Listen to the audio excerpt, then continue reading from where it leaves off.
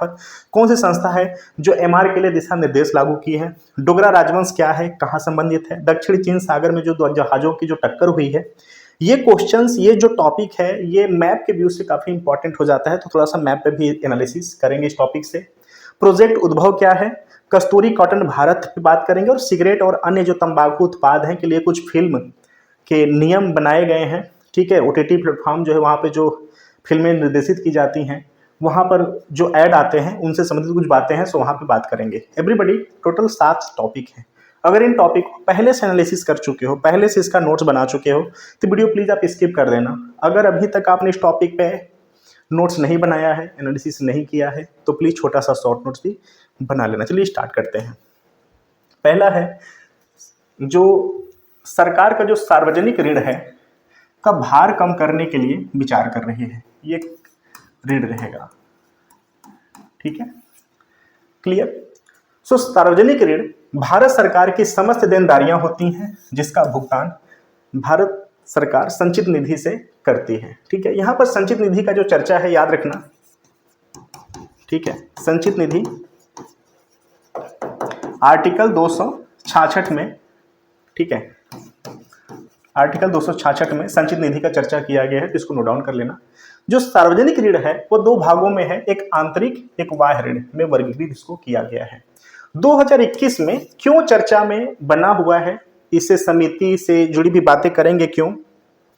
एक समिति है, ठीक है, समिति ने बोला था कि जो भारत का जीडीपी है, सार्वजनिक ऋण उस जीडीपी का 60% होना चाहिए। अगर केंद्र के परिप्रेक्ष्य में बात करें तो जीडीपी का 40% होना चाहिए सार्वजनिक ऋण, और केंद्र के अगर प्रोस्पेक्टिव में बात करें तो 20% होना चाहिए। यहां पर 84% हो चुका है, इसलिए चर्चा बनता है, और चर्चा का रीजन है, सो समिति का भी नाम को याद रखना है, ठीक है। सो राजकोषीय उत्तरदायित्व और बजट प्रबंधन पर एनके सिंह समिति ने सरकार केंद्र और राज्य के लिए कुल ऋण जीडीपी का 60% तक सीमित रखने की सिफारिश की थी। इसमें केंद्र सरकार के लिए 40% ऋण जीडीपी अनुपात और राज्यों के लिए 20% ऋण जीडीपी के अनुपात में निर्धारित किया गया था, ठीक है। ये आप प्लीज इसको नोट कर लेना कि टोटल जो राजस्व, जो सार्वजनिक ऋण है वो कितना होना चाहिए, केंद्र के परिप्रेक्ष्य में कितना होना चाहिए, और राज्य के परिप्रेक्ष्य में कितना होना चाहिए, किसका? जीडीपी के रेशियो में, ठीक है, क्लियर। उच्च सार्वजनिक ऋण का कारण की अगर बात करें तो वैश्विक जो कोविड महामारी थी के दौरान सरकार अर्थव्यवस्थाओं की रिकवरी के लिए कुछ राजकोषीय प्रोत्साहन दिए। इसमें अवसंरचना कल्याण कार्यक्रम इत्यादि शामिल थे, जिसको पा करके सरकार का जो सार्वजनिक ऋण है वो बढ़ता चला गया। इससे ऋण ब्याज चुकाने वाले लागत में वृद्धि हुई और अधिक ब्याज हो गए, ठीक है, तो भी आपको याद रखना है। उच्च सार्वजनिक ऋण के प्रभाव का बात करें, क्या इंपैक्ट हुआ, तो उच्च जो सार्वजनिक ऋण है की वजह से सरकार में राजकोषीय संसाधन कम हो जाते हैं। इसमें क्राउडिंग आउट इफेक्ट उत्पन्न होने से खतरा होता है, यानी बढ़ती ब्याज दरों के कारण निजी निवेश व्यय में कमी आती है। ये जो क्राउडिंग इफेक्ट है, क्लियर, क्राउडिंग इफेक्ट, इसको प्लीज आप याद करना, ठीक है। इसका मतलब भी आपसे क्राउडिंग आउट इफेक्ट, ठीक है, इसके बारे में भी आपसे पूछा जा सकता है, ठीक। ये जो परिस्थिति है इसमें होता क्या है कि ब्याज का दर इतना ज्यादा हो जाता है, ठीक है, कि जो निजी निवेशक होते हैं ना, निजी निवेशक जो है निवेश करने से कतराने लगते हैं। क्यों? क्योंकि भाई वो पैसा उठाएंगे बैंक से, ठीक, उनके द्वारा जो ऋण उठाया जा रहा है बैंक से, उस पे उनको क्या होता है कि ब्याज दर ज्यादा देना पड़ता है, ठीक। तो वो क्या करते हैं कि इस सिचुएशंस में वो निवेश करने से बचते हैं, कतराते हैं, ठीक है। तो ये रीजन है क्राउडिंग आउट इफेक्ट, इसको भी आपको याद रखना है, ठीक है। एडवाइस यहाँ पे कुछ दी गई है कि सरकार ऐसा क्या पहल कर सकती है जिसको पाकर के जो सार्वजनिक ऋण है उससे बचा जा सकता है। तो राजकोषीय समझदारी वाली नीतियों का अपनाएं, सब्सिडी को तर्कसंगत बनाया जाना चाहिए, सबको सब्सिडी मत दो, जिसको स्पेशली जरूरत है, जिस समुदाय को जरूरत है, जिस योजना में जो, उसको सब्सिडी दो। क्यों? क्योंकि सब्सिडी का आफ्टर वाल जो लोड है ना वो सरकार पे ही पड़ता है, सरकार को ही एक्चुअल जो मूल्य है वो वहन करना पड़ता है, ठीक है। व्यक्तिगत आयकर के दायरे का विस्तार करने की जरूरत है। राजस्व के अतिरिक्त स्रोतों पर विचार करना चाहिए, इसमें कर दरों में वृद्धि और गैर स्रोतों पर ध्यान देना चाहिए। सार्वजनिक ऋण कम करने संबंधित पहले देखिए, ये पीटी के व्यू से काफी इंपॉर्टेंट हो जाता है। क्यों? अभी तो ऊपर की सारी बातें करी गई हैं, ठीक है, जो आने वाले समय में रेगुलेट हो सकता है, नहीं भी हो सकता है, लेकिन सार्वजनिक ऋण कम करने के लिए ये तीन पहले से चल रही हैं, तो ये इंपॉर्टेंट है, ठीक है। राजकोषीय उत्तरदायित्व और बजट प्रबंधन अधिनियम 2003 बनाया गया है। सार्वजनिक ऋण प्रबंधन एजेंसी पीडीएमए की स्थापना की गई है। सार्वजनिक वित्तीय प्रबंधन प्रणाली पीएफएमएस अपनाई गई है। तो इन तीनों को आप नोट कर लो, पहले से चली आ रही है। बाकी जो है सलाह क्या दिया जा रहा है, ठीक है, क्या इंपैक्ट पहुंचता है इससे जब बढ़ जाता है, कितना होना चाहिए। सो कौन सी समिति थी जिसने बोला था कि 60% होना चाहिए, केंद्र के लिए 40, राज्य के लिए 20, जब 84% पहुंचा है कोविड 19 के मैटर में, तब जाके ये मुद्दा सामने आया है, ठीक है। नेक्स्ट है डब्ल्यूएचओ ने रोगाणु रोधी प्रतिरोध जो एमआर है, ठीक है, एंटी माइक्रोबियल रेसिस्टेंस, पहले जान लेते हैं ना कि एमआर क्या होता है, ठीक है। एमआर जैसे हमारा ह्यूमन बॉडीज है, ठीक है, हमको मान लीजिए कोई संक्रमण हो जाता है कवक से, जीवाणु से, वायरस से, ठीक है, जो मेरे अंदर प्रवेश किया हुआ जीवाणु है, कवक है, वायरस है, ठीक, वो अपने को इतना शक्तिशाली कर लेता है कि उस पे एंटीबॉडी जो मेडिसिन है या मेरे बॉडी का जो एंटीबॉडीज है वो काम उस पे ना करे, यानी मैं पूर्ण रूप से ग्रसित हो चुका हूं, मुझ पे मेडिसिन काम करना बंद कर दे, ठीक है, क्लियर। तो इस प्रक्रिया को एमआर कहते हैं, एंटी माइक्रोबियल रेसिस्टेंस, ठीक है। अब बात करते हैं, इसमें जन केंद्रित दृष्टिकोण को बढ़ावा दिया गया है। इससे पहले एमआर के तहत केवल जैविक प्रक्रिया यानी कि दवा प्रतिरोध पे ध्यान देने की बात कही गई थी, क्लियर। लेकिन ये जो दिशा निर्देश है इसमें कुछ और बातें ऐड की गई हैं, उस पर बात करना है क्योंकि वही इंपॉर्टेंट है। सो 4 स्तंभ हैं, संक्रमण का रोकथाम, आवश्यक स्वास्थ्य सेवाओं की उपलब्धता, समय पर सटीक निदान और उचित और गुणवत्तापूर्ण उपचार, ठीक है। कुछ चरण हैं जिनके चरणों के अंतर्गत इससे बचा जा सकता है। प्रभावी गवर्नेंस, जागरूकता और शिक्षा प्रसार करना, निगरानी और अनुसंधान के माध्यम से अत्यंत महत्वपूर्ण जानकारी एकत्रित करना, ठीक है। जब जीवाणु, वायरस, कवक या परजीवी समय के साथ अपने अंदर, ठीक है, इस तरह से बदलाव कर लेता है कि उस पर रोगाणु रोधी दवाओं का कोई असर नहीं होता है, तो इस स्थिति को एमआर कहते हैं, जो कि हमने कुछ समय पहले हमने बात किया, ठीक है, कि हमारे बॉडी में जो रोग प्रवेश किया है, जो जिस माध्यम से किया है, कवक के माध्यम से, किसी जीवाणु के माध्यम से, वायरस के माध्यम से, वो अपने को इतना ज्यादा शक्तिशाली बना लेता है कि उस पर किसी दवा का, किसी एंटीबॉडी दवा का काम नहीं करना ही एमआर कहलाता है, ठीक है। उसी की बात यहाँ पे कही जा रही है। इस स्थिति के कारण संक्रमण फैल जाता है और उसका इलाज करना कठिन हो जाता है। रोगाणु रोधी प्रतिरोध विकसित करने वाले सूक्ष्म जीवों को सुपरबग कहा जाता है। याद रखना, रोगाणु रोधी प्रतिरोध को विकसित करने वाले सूक्ष्म जीवों को सुपरबग कहते हैं, ठीक है। तो प्रीलिम्स के व्यू से आप इसको भी याद रखना कि सुपरबग क्या होता है, हमने यहां पे बात कर ली, ठीक है। एमआर को नियंत्रित करने की जो चुनौतियां हैं क्या है, प्रणालीगत चुनौतियों में अगर शामिल करें क्या क्या है, प्रयोगशालाओं की सीमित संख्या, क्षमता और ओवर द काउंटर दवाओं की बिक्री के मामले में बेअसर विनियामक व्यवस्था।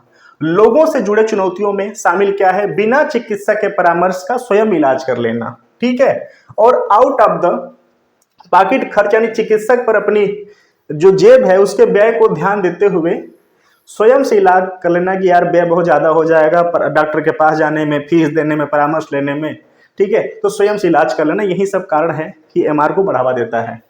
एमआर की रोकथाम संबंध भारत और डब्ल्यूएचओ की मुख्य पहले। देखिए, अभी तक तो कुछ पहले की जा रही है, बातें करी जा रही हैं, ठीक है, लेकिन ये पहले से चीजें कुछ हैं जो कि एमआर को निष्क्रिय करने के लिए भारत और डब्ल्यूएचओ के बीच में पहल है। ये पीटी के व्यू से काफी इंपॉर्टेंट हो जाता है। एमआर की रोकथाम पर राष्ट्रीय कार्य योजना 2017 जारी किया गया है। एमआर के मामले में गुणवत्तापूर्ण डेटा तैयार करने के लिए राज्य मेडिकल कॉलेजों को, प्रयोगशालाओं को राष्ट्रीय एमआर निगरानी नेटवर्क स्थापित और विश्व स्वास्थ्य महासभा ने 2015 में एमआर पर वैश्विक कार्य योजना शुरू की थी। ठीक है, तो इन तीनों को प्लीज आप नोट डाउन कर लेना। ठीक है, चलिए नेक्स्ट है डोगरा राजवंश। तो पहले जान लेते हैं कहां से संबंधित है, तो ये जम्मू कश्मीर से संबंधित है। ठीक है, जो डोगरा राजवंश है वो जम्मू कश्मीर से संबंधित है। जम्मू कश्मीर के महाराजगंज में डोगरा काल के स्थापत्यों का जीर्णोद्धार किया जा रहा है, इसलिए ये चर्चा में आया। याद रखना महाराजगंज जगह। डोगरा हिंदू राजाओं ने 1846 से 1947 के बीच में कश्मीर में डोगरा स्थापत्य शैली के संरक्षण प्रदान किया था। डोगरा साम्राज्य के बारे में अगर बात करें तो महाराजा गुलाब सिंह जम्वाल ने जम्मू में डोगरा राजवंश की स्थापना की थी। अमृतसर की संधि जो कि 1846 में के तहत अंग्रेजों ने कश्मीर गुलाब सिंह को दे दिया था और गुलाब सिंह ने लद्दाख और बल्टिस्तान क्षेत्रों पर कब्जा कर उन्हें अपने साम्राज्य में मिला लिया था। ये रहा गुलाब सिंह के बारे में, इन्होंने कितना विस्तार किया था अपने राज्य क्षेत्र को। जो आज का बल्टिस्तान है उस पर अधिकार क्षेत्र की बात करें तो अधिकार क्षेत्र आज के समय में पाकिस्तान का है इस पे। ठीक है, क्लियर। ये टॉपिक प्लीज इंपॉर्टेंट है, इसको भी आप याद रखना। ठीक है, क्लियर। और याद रखना कि 26 अक्टूबर 1947 को जो जम्मू कश्मीर है वो विलय पत्र के द्वारा भारत में मिला था। ठीक है, राजा हरि सिंह थे, राजा हरि सिंह। ठीक है, राजा हरि सिंह की अध्यक्षता में विलय पत्र के द्वारा 26 अक्टूबर 1947 को जम्मू कश्मीर भारत में विलय हुआ था। ठीक है, ओके। 5 अगस्त 2019 को जो आर्टिकल 370 है उसके कुछ प्रावधानों को निष्क्रिय करके, ठीक है, जो इसका स्पेशल प्रायोरिटी था उसको रद्द कर दिया गया और जम्मू कश्मीर से 2 यूटी बनाई गई। ठीक है, पहला जम्मू कश्मीर और दूसरा लद्दाख। ठीक है, ये आपको याद रखना है। आज के में दोनों यूटी हैं, यहाँ का जो शासन प्रशासन है वो एलजी चलाते हैं। ठीक है, क्लियर। चलिए आगे चलते हैं। नेक्स्ट है दक्षिण चीन सागर के जहाजों का टक्कर, चर्चा बना हुआ है। ठीक है, अभी जो मुद्दे का जगह है ये वाला है। ठीक है, ये वाला जगह है, तो इसी मैप से हम अपना काम चलाएंगे और पूरा मामला पहले जान लेते हैं। जहाजों का जो टक्कर है वो स्प्रेटली द्वीप समूह के सेकेंड थॉमसन सोल के पास हुई है। इस क्षेत्र में चीन नियमित रूप से अपना जो जहाज है वो तैनात करता आया है। मामला यहाँ का है। ठीक है, ये बार बार मैं यहाँ पे इरेज कर रहा हूँ क्योंकि ये ना 9 डैश है, याद रखना। 1 2 3 4 5 6 7 8 9। ये जो 9 डैश है ना, ये जो 9 इमेजिनरी डैश है, इमेजिनरी अंतरराष्ट्रीय व्यू में चाइना के द्वारा ये रियल डैश है, इमेजिनरी व्यू अंतरराष्ट्रीय लेवल पर। तो ये जो 9 डैश यानी इसके अंतर्गत जो क्षेत्र है ना, इस पे आधिकारिक तौर से चाइना अपना अधिकार का दावा करता है कि ये जो क्षेत्र है वो हमारे सीमा के अंतर्गत है, हम इसके एक्चुअल शासक हैं। ठीक है, इस पे बात कर लेंगे, हालांकि इंपॉर्टेंट यही है। ठीक है, चलिए। सो स्प्रेटली द्वीप जो है वो प्रशांत महासागर दक्षिण चीन सागर के प्रवाल भित्तियों, शोल और एटोल का एक बड़ा समूह है। जो साउथ चाइना सी है ना, चीन मुख्य भूमि ठीक दक्षिण में स्थित है। देखिए ये जो चाइना है, चाइना के ठीक दक्षिण में ये जो एरिया है इसकी अवस्थिति है एससीएस की। ठीक है, इसकी सीमाएं ब्रुनेई, चीन, इंडोनेशिया, मलेशिया, फिलीपींस, ताइवान और वियतनाम से लगती है। एग्जाम के व्यू से ये जो लाइन है इंपॉर्टेंट हो जाता है। हो सकता है कि आपसे साउथ चाइना जो सी है ना वो पूछ ले। ठीक है, कि किन से इनका क्षेत्र लगता है, तो याद रखना ब्रुनेई, चीन, इंडोनेशिया, मलेशिया, फिलीपींस, ताइवान और वियतनाम से लगती है। सीमावर्ती राष्ट्र इस समूह में द्वीपों, चट्टानों और द्वीप समूहों के विशाल विस्तार के माध्यम से अतिव्यायी राज क्षेत्रीय दावे करते हैं। ठीक है, विवाद का कारण क्या है? सो सामरिक अवस्थिति की बात करें तो यह एशिया को यूरोप से और अफ्रीका से जोड़ता है। ठीक है, काफी मुख्य यह व्यावसायिक मार्ग है। विश्व का लगभग 21% व्यापार इसी मार्ग से होता है। ठीक है, प्राकृतिक संसाधन की बात करें तो जो साउथ चाइना सी है, लगभग 11 बिलियन बैरल तेल और 190 ट्रिलियन क्यूबिक फीट प्राकृतिक गैस भंडार की संभावना यहां पर है। ठीक है, अब समझ सकते हैं कि चाइना का इंटरेस्ट यहां पर क्यों है। ठीक है, साथ ही साथ जो अंतरराष्ट्रीय लेवल पर 21% व्यापार इसी रूट से होता है, तो सिंपल सी बात है कि अगर इस पे जो अपना दावा ठोकेगा, अगर उसका दावा बहुमत में पास हो गया, तो जो 21% का व्यापार इस मार्ग से हो रहा है, किसका परमिशन लेना पड़ेगा? जो इस पे दावा पे पास होगा, यानी चाइना।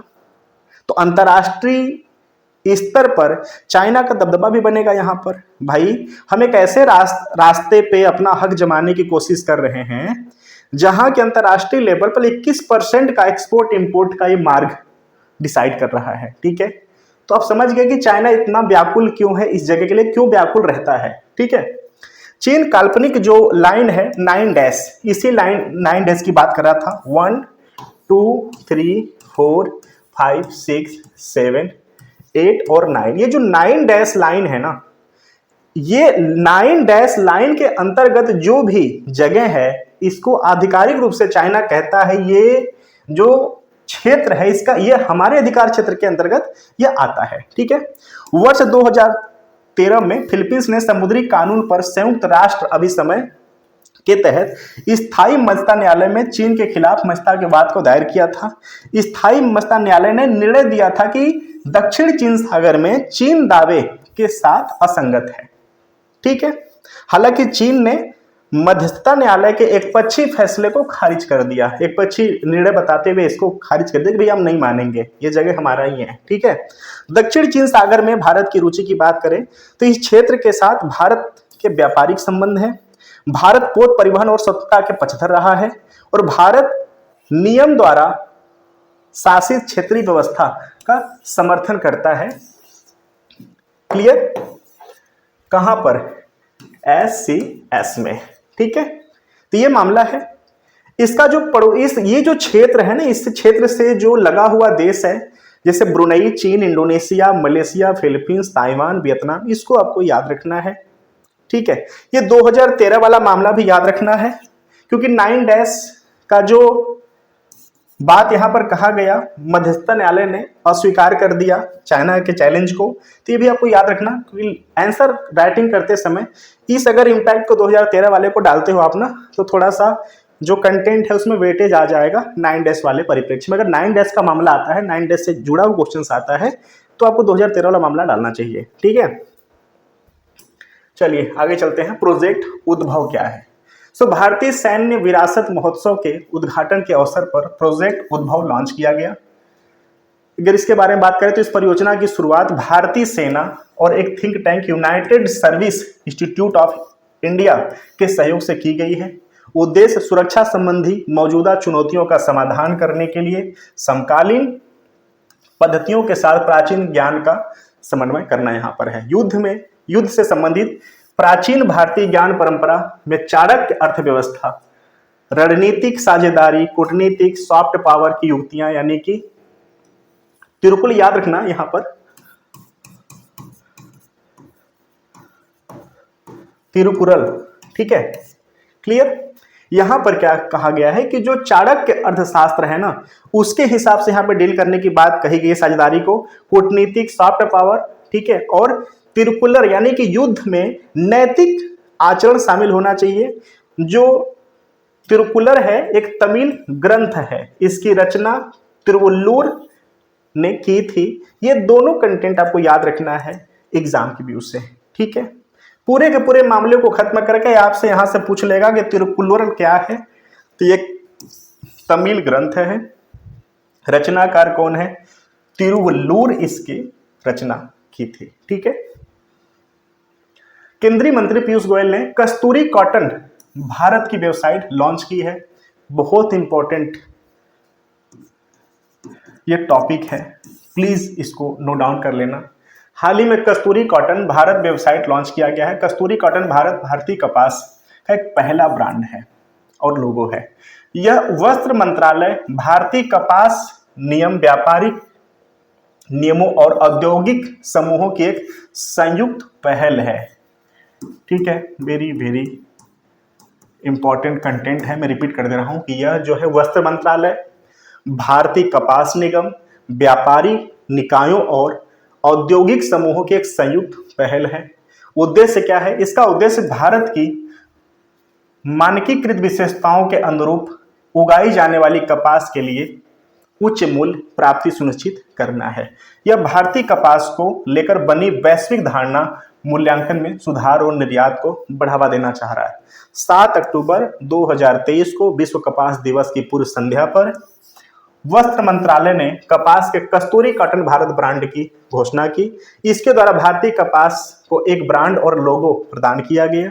यह भारतीय वस्त्र मंत्रालय, भारतीय कपास निगम, व्यापार निकायों और उद्योग की एक संयुक्त पहल है। 7 अक्टूबर 2023 को विश्व कपास दिवस मनाया गया था, तो ये भी डेट आपको याद रखना है। ठीक है, 7 अक्टूबर 2023 विश्व कपास दिवस। ठीक है, चलिए आगे चलते हैं। सिगरेट और अन्य तंबाकू उत्पादों के लिए फिल्म नियम। सरकार ने स्पष्ट किया है कि जो COTP है, यानी कि सिगरेट और जो अन्य तंबाकू उत्पाद हैं, फिल्म नियमों को OTT प्लेटफॉर्म पर भी लागू कर दिया है। इस साल 1 सितंबर से OTT नियम 2023 प्रभावी होंगे। इस नियमों के अनुसार अब सभी OTT प्लेटफॉर्म के लिए तंबाकू के उपयोग के दुष्प्रभावों पर स्थिर संदेश ऑडियो विजुअल अस्वीकृतिकरण प्रदर्शित करना अनिवार्य होगा। COTP यानी कि सिगरेट और अन्य तंबाकू उत्पाद अधिनियम 2003 सिगरेट और अन्य तंबाकू उत्पादों के विज्ञापन पर प्रतिबंध लगाता है। इसके अलावा अन्य कानून ऐसे उत्पादों और व्यापार के वाणिज्यिक उत्पाद और आपूर्ति और विवरण के विनियमन को भी प्रावधान करता है। ठीक है, नेक्स्ट है ग्लोबल टैक्स इवेशंस रिपोर्ट 2024। बहुत इंपॉर्टेंट है, इसको भी आप प्लीज माइंड करना, और ये लास्ट टॉपिक होगा।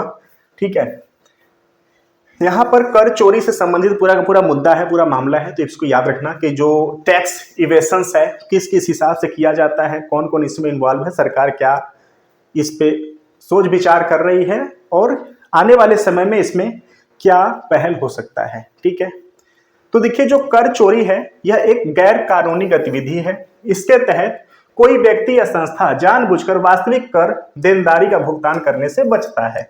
यानी कि कोई संस्था या कोई व्यक्ति है, उसको जितना टैक्स जमा करना चाहिए उस टैक्स से बचता है और अपने सद्बुद्धि और दिमाग को लगा करके, ठीक है, सरकार को और जो पेपर पब्लिश की जाती हैं उसके अनुसार वो गुमराह करके अपने मुनाफे को या तो घाटे में कन्वर्ट कर देता है या तो ये दिखाने की कोशिश करता है कि भाई मुनाफा हमको हुआ ही नहीं।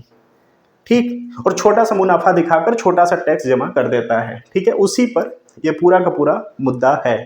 ठीक है, रिपोर्ट के मुख्य बिंदु पर अगर बात करें तो 2022 में $1 ट्रिलियन के कर लाभ को टैक्स हेवन देशों में स्थानांतरित किया गया था। बात कर लेते हैं कि जो टैक्स हेवन कंट्री है क्या है। एक ऐसा देश या स्थान जहां पर जो कर का दर है वो बहुत कम है। ऐसा करने से होता क्या है कि वहाँ निवेशक आते हैं, वहाँ पे लोग रेसिडेंशियल रूप में भी रहना चाहते हैं और वहाँ पे अपने जो वित्त है उसको व्यय भी करना चाहते हैं। क्यों? क्योंकि भाई यहाँ पर जो ब्याज दर है वो कम है, जो टैक्स है उसका भी रेट कम है, तो यहाँ पर बचत ही बचत चारों तरफा है। तो ऐसे जगहों को, ऐसे देशों को हेवन कंट्री कहते हैं। ठीक है, तो वही बात कहा जाए कि 2022 में $1 ट्रिलियन के कर लाभ को जो टैक्स है हेवन देशों में स्थानांतरित किया गया। बात कर लिया ना, हेवन देश कौन है? ऐसा जगह, ऐसा देश जहां पर टैक्स ना के बराबर या बहुत कम जमा करना पड़ता है। तो लोग क्या करते हैं कि वहां पर अपने पैसे को स्थानांतरित कर देते हैं ताकि वहां पर जो पैसा हमने दिया है वहां पर टैक्स हमें बहुत कम देना पड़े। ठीक है, इस आधार छलन और लाभ साझाकरण जैसी नीतियों के प्रभावहीनता को दर्शाता है। विश्व के अरबपतियों पर बहुत कम व्यक्तिगत आरोपित हो रहा है कर। वास्तव में उन्हें अपनी कुल संपत्ति की तुलना में 0 से 0.5% के बीच कर देना पड़ता है। बैंक सूचनाओं और आदान प्रदान स्वचालित होने की वजह से ऑफशोर कर चोरी का मात्रा में गिरावट तो आई है। कर चोरी का कारण क्या है? इंपॉर्टेंट मुद्दा यह है, कर चोरी उच्च दर होने के कारण चुकाने से बचते हैं, यानी कि जो उच्च दर है आय पे, मुनाफे पे जो दर होता है उसका यहाँ मतलब कहा गया है कि उच्च दर है, यानी कि एक अच्छा खासा हमें रेट पे हमको टैक्स देना पड़ता है, तो उसको चुकाने से बचा जाता है। कर चोरी के खिलाफ जो कम जुर्माना है, यानी कि चलो यार पकड़े भी गए तो बहुत कम जुर्माना है, थोड़ा सा दे देंगे या दे के फिर निकल लेंगे, यानी कम जुर्माना भी बताया गया है, कारण कि इससे भी लोग एक्टिव नहीं हैं। कुछ जो देश हैं कर की दरों कम बनाए रखते हैं, जिससे उच्च दर की जो दर वाले देशों की जो कंपनियां हैं अपने लाभ को कृत्रिम रूप से ऐसे देशों में स्थानांतरित कर चोरी करती हैं। याद है मैंने बात भी किया हेवल कंट्री का, तो बस यही वाला पूरा सारांश है हेवल का। ठीक है, कर चोरी से निपटने के लिए वैश्विक स्तर पर सहयोग में कमी देखने को मिलती है। कर चोरी के सामान्य तरीके, ठीक है, अपनी आय को कम करके दिखाना, अपने धन को देश के बाहर जमा करना, सेल कंपनियों का उपयोग करके अपने काले धन को ये लोग वैध बना देते हैं। ठीक है, वित्तीय विवरणों में हेरा फेरी कर लेते हैं, जिसको पाकर इनका जो टैक्स है जहां पे देना चाहिए 60 रुपए, वहां पे 5 रुपए देकर बच जाते हैं। रिपोर्ट में कुछ प्रमुख सिफारिशें की गई हैं। सो न्यूनतम कॉरपोरेट कर जो है दर 25% करनी चाहिए। साथ ही देशों के बीच कर दर को कम करने की प्रतिस्पर्धा को बढ़ावा देने से दूर किया जा सकता है। अरबपतियों पर एक नया वैश्विक न्यूनतम कर लगाना चाहिए। इस कर की दर उनकी संपत्ति का 2% के बराबर होना चाहिए। ग्लोबल असेट रजिस्ट्री तैयार करने की दिशा में आगे बढ़ने का आवश्यकता है। यह सभी धन और संपत्तियों का अंतर्राष्ट्रीय रजिस्टर होगा। ऐसे धनी लोगों पर अतिरिक्त कर लगाने के एक तंत्र विकसित करना चाहिए जो किसी देश के लंबे समय से निवासी हो, किंतु कर चुकाने के बचने के लिए कर की कम दर वाले देशों में जाने का विकल्प वो चुनते हैं। ठीक है, तो देखिए मेन ये जो मामला है ये पूरा का पूरा एनालिसिस वाला मामला यहाँ पर बात करी गई है, आपके नॉलेज में बातें होना चाहिए। ठीक है, अगर इस पे कोई पहल होता है कुछ होगा तो एग्जाम के लिए इंपॉर्टेंट हो जाता नहीं।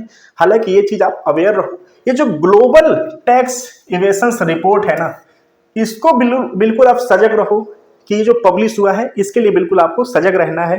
ठीक है, ग्लोबल टैक्स इवेशंस रिपोर्ट 2024। ठीक है, कर चोरी को रोकने के लिए भारत द्वारा उठाए गए कदम ये पीटी के व्यू से काफी इंपॉर्टेंट है, क्योंकि अभी ये चल रहे हैं। आयकर अधिनियम 1961, तलाशी और जब्ती कानून को लागू किया गया है। विभिन्न देशों के साथ डबल टैक्स अवॉइडेंस एग्रीमेंट यानी DTAA, tax information exchange agreement जैसी संधियां की गई हैं। बेनामी लेन देन मुखबिर पुरस्कार योजना और कारपोरेट टैक्स की दर को मौजूदा कंपनियों के लिए घटाकर 22% और नई विनिर्माण फर्मों के लिए 15% कर दिया गया है। ये जो टोटल 4 पॉइंट है ना, ये 4 पॉइंट अब एग्जाम रिव्यू से याद रखना। ठीक है, और ये जो ट्रीटी है, ठीक है, डबल टैक्स अवॉइडेंस एग्रीमेंट यानी DTAA, ठीक है, tax information exchange agreement TIEA, clear, जैसी जो संधि है इसको भी आप याद रखना, एग्जाम में यहां से क्वेश्चंस उठ सकते हैं। बाकी तो जो सारी बातें थी एक प्रकार से वो अवेयरनेस है कि किस हिसाब से चोरी हो रही है, किन किन लोग इसमें इन्वॉल्व हैं, कौन कौन से ऐसे लोग हैं जो इसका फायदा उठाने की कोशिश कर रहे हैं। ठीक है, सो एवरीबॉडी, टोटल ये टॉपिक था जिसपे कि हमने बात करना चाहा।